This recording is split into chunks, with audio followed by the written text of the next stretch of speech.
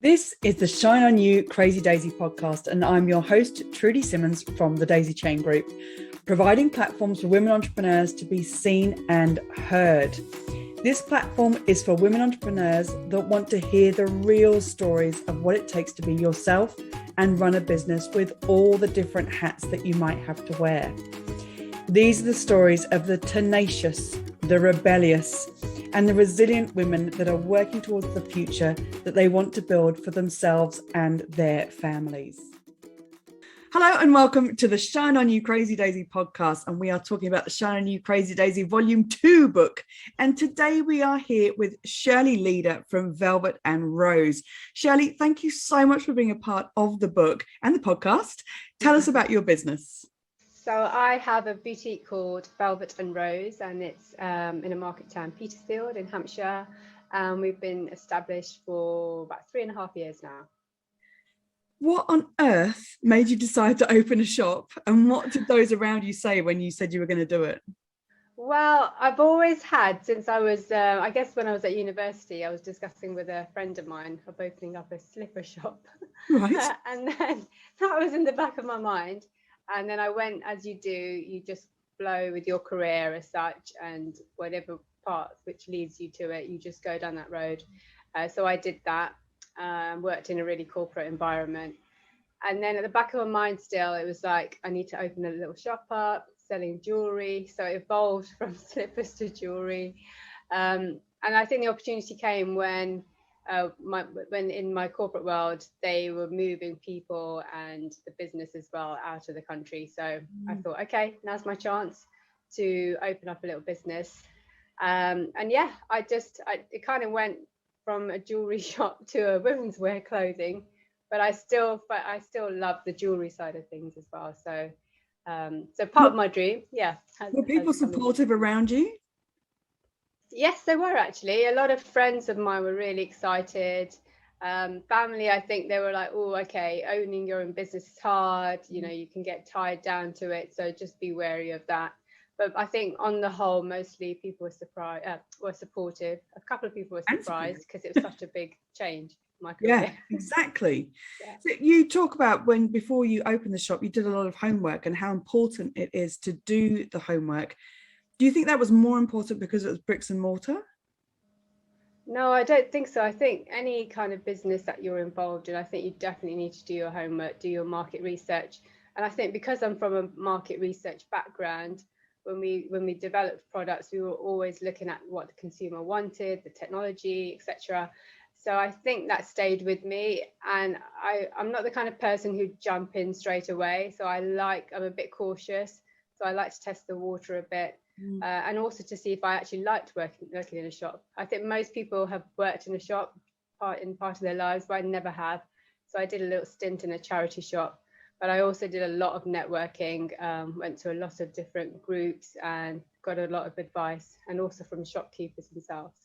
That's a brilliant idea to actually go and do it yourself in a charity shop as well. When you did that, what did you find that you loved about doing it that made you think, yes, I do want to do this?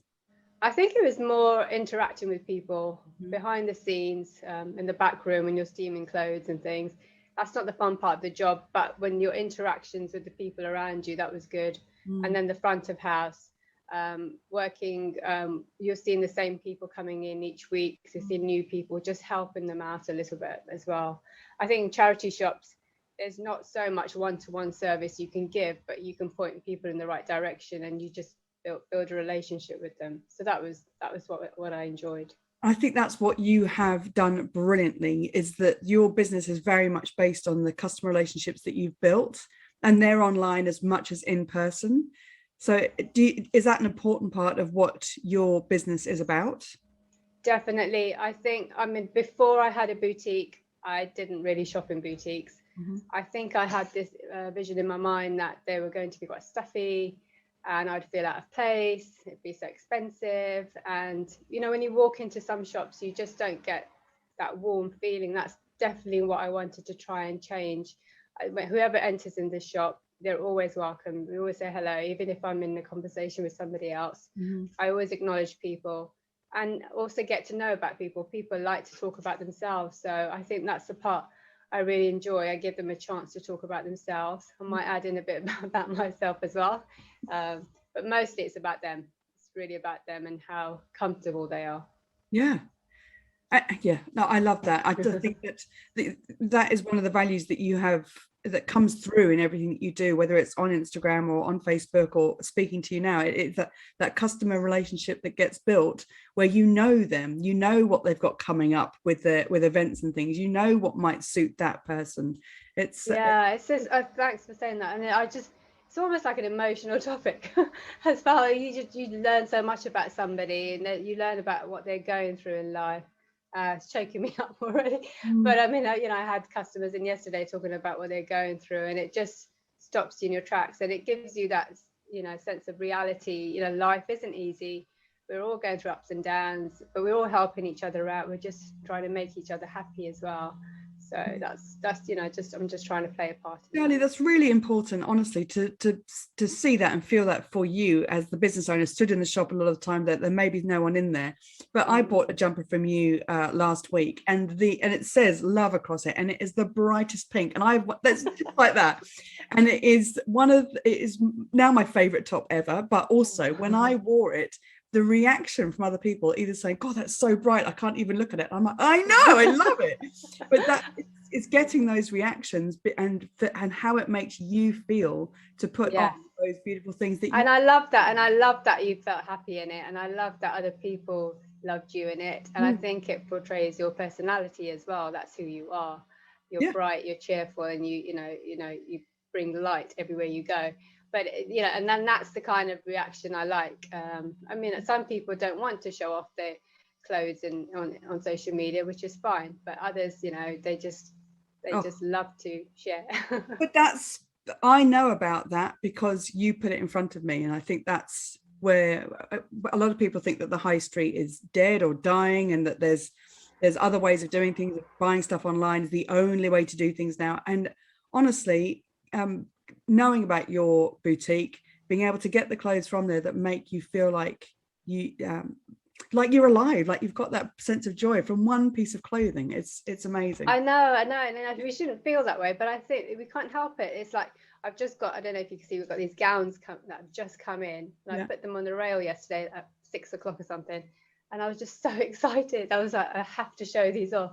But I mean, I will get a chance to do that, but it's that feeling, because I know customers will love it. And I know as I posted it on Facebook yesterday, people already came in yesterday just to have a quick look to see what they were like, and they were so happy to see them. So, and it's that reaction that does it, really. So with all of that, what does success mean to you now with the shop?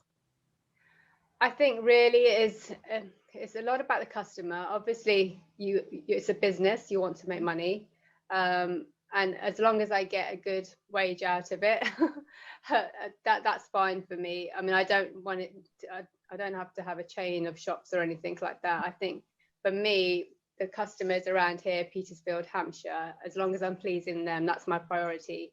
And then nationally, as people ordering online, etc., I just want to make their experience good as well. So for me, it's selling the right products to my customers and finding who my customers are, and then and earning a wage from it. So that for me is success. And that comes back to doing your homework as well, which you have done. What's one lesson that you've learned that you would want every entrepreneur to know? Look after your cash flow, I think. Just really keep an eye on your money coming in and out. Don't spend so much straight away, and just really keep a tight rein on what you're spending. And you're going to make mistakes, so make sure you've got a backup for that as such, and like a safety net. Yeah, absolutely. I think that's one of the things that we forget quite easily when you're trying to run the business and do the bits that you love. But that is a really important point to always keep in the forefront of what you're thinking. Thank you. What's your favorite business book? I haven't read any at the moment lately, but I know from my corporate world, I read the 7 Habits of Highly Effective People, a Stephen Covey book, and it really stuck with me as to focus on your priorities, focus on what's important and what's going to get you the fruits of your labor as such. So it is that type of thing. Just don't waste your time on mundane things, which I do sometimes do, and you get drawn into, oh, let me just do those few emails before I do this. So it's really trying to focus on what's driving your business and how can you make that a success. Yes. Shirley, it's such a pleasure to speak to you and to see you in your environment as well. So thank you so much for being a part of the book, and I can't wait to get your story out there to people. Oh, thank you so much, and thanks for your support, Trudy. Thank you so much for watching the Shine On You Crazy Daisy podcast. If you've liked what you've seen today, then please make sure that you click the subscribe button to this channel to see more inspiration and motivation as more of these stories keep coming out.